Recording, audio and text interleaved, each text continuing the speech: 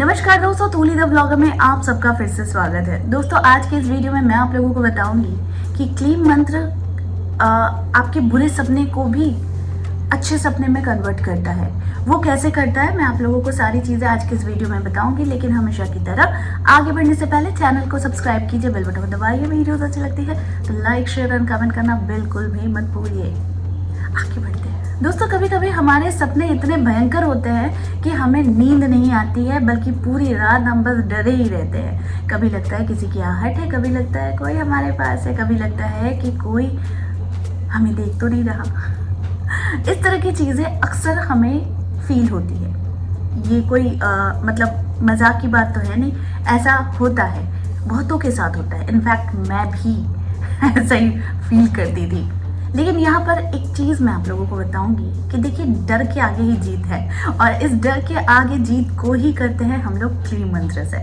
इसके बहुत सारे उपाय होते हैं कि जैसे बुरे सपने हमें नहीं आए, तो इसके लिए भी पहले आप जान लीजिए, उसके बाद मैं क्लीम मंत्र के बारे में बताती हूँ। कुछ लोगों की आदत होती है कि पूरे दिन एक ही कपड़े को पहन कर रहते हैं, और उसमें वो खाना भी खाते हैं, वॉशरूम भी यूज़ करते हैं, और उसके बाद फिर उसी कपड़े में किचन में जाते हैं। जस्ट हाथों को धोने के बाद कपड़े पे ही हाथ पोंछते भी है ना, वो सुखाते हैं अपने कपड़ों में ही अपने हाथ को।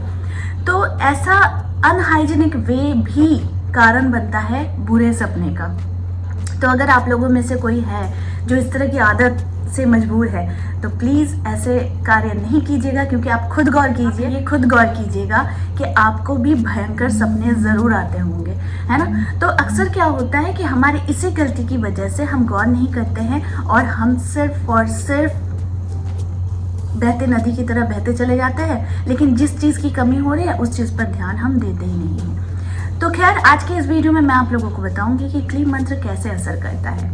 दोस्तों, जब भी आप सोने जाएं तो सबसे पहले अपने हाइजीन का मेंटेन कीजिए, जैसे कि ब्रश करना, फेस को धोना, बालों को बांधना, साफ सुथरे कपड़े पहनकर, यानी पूरे दिन में जो कपड़ा आपने पहना था उससे बिल्कुल हटा दीजिए और नए कपड़े पहनिए। ठीक है, नए कपड़े इन द सेंस साफ सुथरे कपड़े, धुले हुए कपड़े।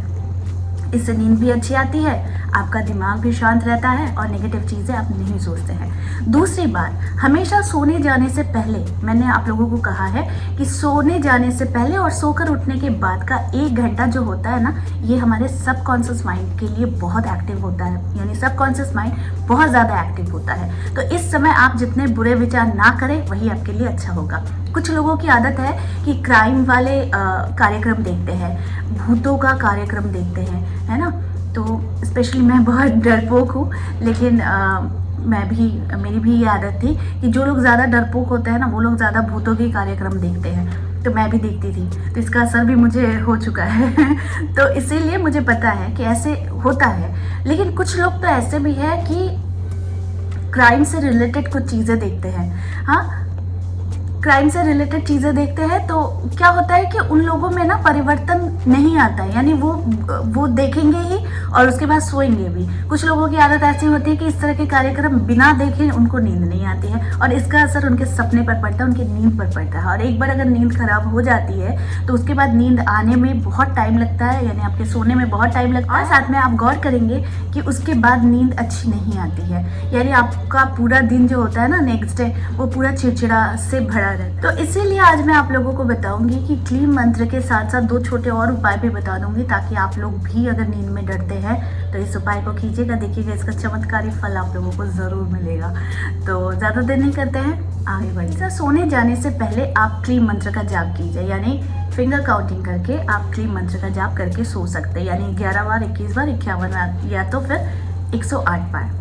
ठीक है, तो इससे जाप कीजिएगा। क्लीम मंत्र में एक ऐसी ऊर्जा होती है जो आपके थॉट प्रोसेस में क्लीनिंग करती है, यानी वो क्लेंजर का काम करती है। आपके जो भी विचार है वो धीरे धीरे कन्वर्ट होने लगती है पॉजिटिविटी में। ठीक है, तो यहाँ पर आप इसे रेगुलर प्रैक्टिस कीजिए। आप देखेंगे आपकी नींद भी अच्छी होगी, आप चौंकेंगे भी नहीं, और आपके दिमाग में अननेसेसरी अनवांटेड थॉट्स भी नहीं आएंगे। ठीक है, दूसरी चीज़, अगर मानिए सोने जाने से पहले आपने सारी प्रक्रिया कर ली, उसके बाद फिर भी बीच रात में आपकी नींद खुल जा रही है, और बीच रात में खुलने के बाद आपको डर लग रहा है या फिर कुछ इस तरह का एहसास हो रहा है, तो तुरंत आप हनुमान जी का भगवान शिव का या फिर भगवान महर्षि का नाम लेंगे तो आप देखेंगे आपको नींद तुरंत आती है, और साथ में आपको डर नाम की कोई जो चीज़ होती है ना, उस वक्त आपके इर्द गिर्द नहीं आती है और आप बहुत सुकून से सोते हैं। तीसरी चीज़, आप हमेशा अपने तकिए में राम राम राम